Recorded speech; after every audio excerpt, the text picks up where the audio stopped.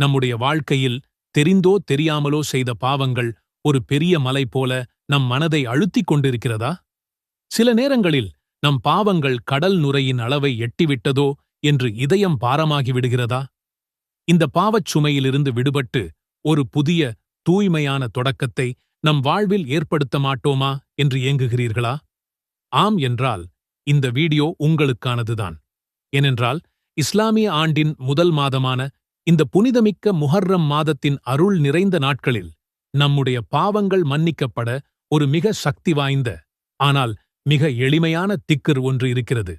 அதை நமக்கு கற்றுத்தந்தவர்கள் நம் உயிருக்கு உயிரான நபிகள் நாயகம் ஸல்லல்லாஹு அலைஹி வஸல்லம் அவர்கள். சகோதர சகோதரிகளே, முஹர்ரம் என்பது சாதாரண மாதம் அல்ல. இது ஷஹ்ருல்லாஹ், அதாவது அல்லாஹ்வின் மாதம் என்று நபி ஸல்லல்லாஹு அலைஹி வஸல்லம் அவர்களால் சிறப்பித்துக் கூறப்பட்ட ஒரு மாதம். இந்த மாதங்களில் நமக்கு நாமே அநீதி இழைத்துக் கொள்ள வேண்டாம் என்று அல்லாஹ் திருமறையிலே கூறுகிறான்.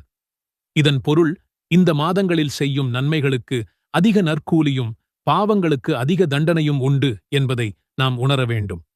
இப்படிப்பட்ட சிறப்புமிக்க மாதத்தில் நாம் பாவமன்னிப்பு கோருவது மிக மிக அவசியம். இஸ்லாமிய புத்தாண்டு இந்த மாதத்தில்தான் தொடங்குகிறது.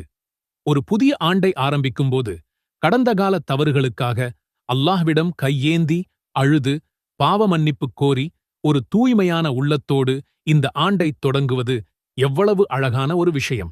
அதற்கு நமக்கு ஒரு பெரும் பொக்கிஷமாக இருப்பதுதான் திக்ர், அல்லாஹ்வை நினைவு கூர்வது.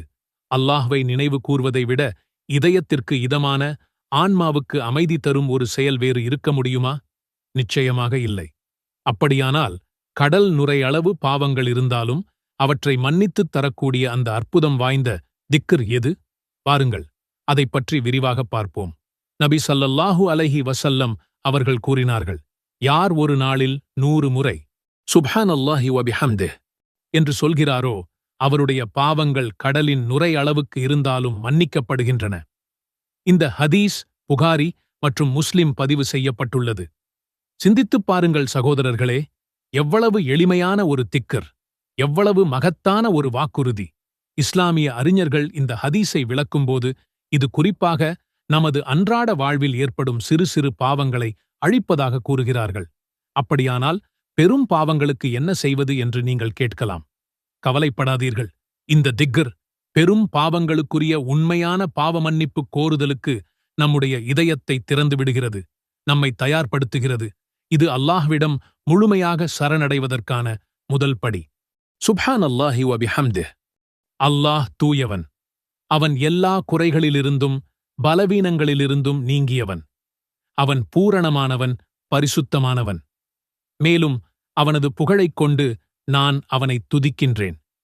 இந்த உலகில் உள்ள அனைத்து புகழும் போற்றுதலும் அவனுக்கே உரியது. என் நாவிலிருந்து வரும் இந்த துதியும் கூட அவன் எனக்கு அளித்த அருளால்தான் சாத்தியமாகிறது. இந்த 2 வார்த்தைகளையும் இணைத்துச் சொல்லும்போது அல்லாஹ்வை போற்றிப் புகழ்ந்து அவனை தூயவன் என நான் துதிக்கின்றேன் என்ற அழகான பொருள் கிடைக்கிறது. இதைச் சொல்வதற்கு நமக்கு எவ்வளவு நேரமாகும்? ஒரு சில நிமிடங்கள் போதுமே. ஆனால் அதற்கு கிடைக்கும் பரிசு, கடல் நுரை அளவு பாவங்கள் மன்னிக்கப்படும் என்ற அல்லாஹ்வின் தூதருடைய நற்செய்தி. சுப்ஹானல்லாஹ். ஒருமுறை நபித்தோழர் ஒருவர், அல்லாஹ்வின் தூதரே, இறைவனைத் துதிக்கும் சொற்களில் மிகவும் சிறந்தது எது என்று கேட்டார். அதற்கு நபி அவர்கள், அல்லாஹ் தன் வானவர்களுக்காக அல்லது தன் அடியார்களுக்காக சுப்ஹானல்லாஹி வ பிஹம்திஹ் என்பதையே தேர்ந்தெடுத்துள்ளான் என்று பதிலளித்தார்கள். இந்த ஹதீஸ் முஸ்லிமில் பதிவு செய்யப்பட்டுள்ளது. ஆக இந்த திக்ர் அல்லாஹ் தேர்ந்தெடுத்தது அல்லாஹ்வுக்கு மிகவும் விருப்பமானது, சொல்வதற்கு எளிதானது, ஆனால் மறுமையில் நன்மை தீமை நிறுக்கப்படும் தராசில் மிகவும் கனமானது. இப்போது இந்த திக்ரை எப்படி எப்போது ஓத வேண்டும் என்ற கேள்வி எழலாம். ஹதீஸில் தெளிவாக யார் ஒரு நாளில் 100 முறை சொல்கிறாரோ என்று கூறப்பட்டுள்ளது. ஆம், ஒரு நாளைக்கு 100 முறை. இதை ஒரே அமர்வில் சொல்ல வேண்டுமா? இல்லை, அப்படி எந்த கட்டாயமும் இல்லை. உங்களுக்கு வசதியானதைப் போல பிரித்துச் சொல்லலாம். உதாரணமாக, ஒவ்வொரு தொழுகைக்குப் பிறகும் 20 முறை எனப் பிரித்துக் கொள்ளலாம். அல்லது காலை மற்றும் மாலை நேரங்களில் தலா 50 முறை சொல்லலாம். இதில் முக்கியம் எண்ணிக்கை என்பதை விட உள்ளத் தூய்மைதான். இதற்கு குறிப்பிட்ட நேரம் என்று எதுவும் இல்லை. நீங்கள் நடக்கும்போதும் அமர்ந்திருக்கும் போதும் பயணத்திலும் வேலைகளுக்கு இடையிலும் என எந்த நேரத்திலும் உங்கள் நாவுகள் இந்த திக்ரினால் ஈரமாக இருக்கலாம். இருப்பினும் பஜ்ர் தொழுகைக்குப் பிறகும் மக்ரிப் தொழுகைக்குப் பிறகும் ஓதுவது மிகவும் சிறப்பானது.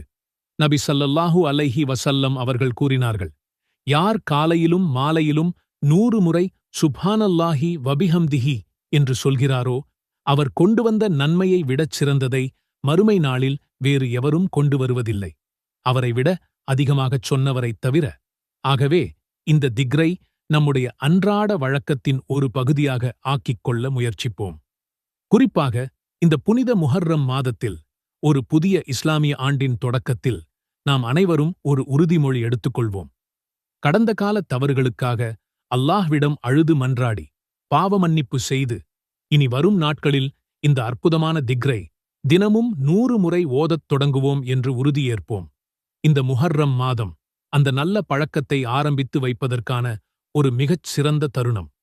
இந்த மாதத்தில் நாம் தொடங்கும் இந்த நல்ல அமலை அல்லாஹ் நம் வாழ்நாள் முழுவதும் தொடர்ந்து செய்வதற்கான ஆற்றலையும் மன உறுதியையும் தருவானாக. இன்ஷா அல்லாஹ். நான் இந்த திக்ரை தினமும் 100 முறை ஓதுவேன் என்று உறுதியெடுப்பவர்கள் இன்ஷா அல்லாஹ் ஓதுவேன் என்று கமெண்டில் பதிவிடுங்கள். உங்கள் கமெண்டை பார்க்கும்போது மற்றவர்களுக்கும் ஒரு உத்வேகம் பிறக்கலாம்.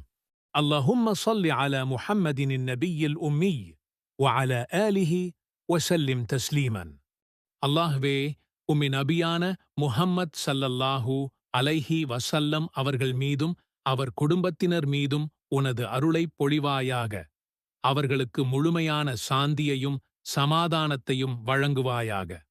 ربنا آتنا في الدنيا حسنة وفي الآخرة حسنة وقنا عذاب النار.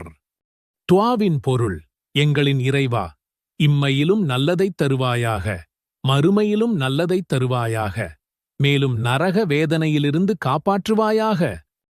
اللهم إني أعوذ بك من الهم والحزن والعجز والكسل والبخل والجبن وضلع الدين وغلبة الرجال.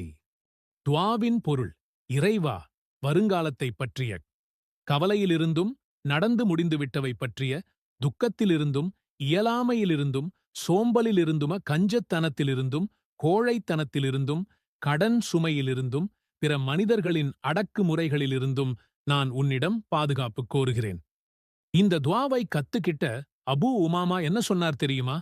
நபி ஸல்லல்லாஹு அலைஹி வஸல்லம் சொன்ன மாதிரியே நான் காலையிலையும் சாயங்காலமும் இதை ஓதிட்டு வந்தேன்.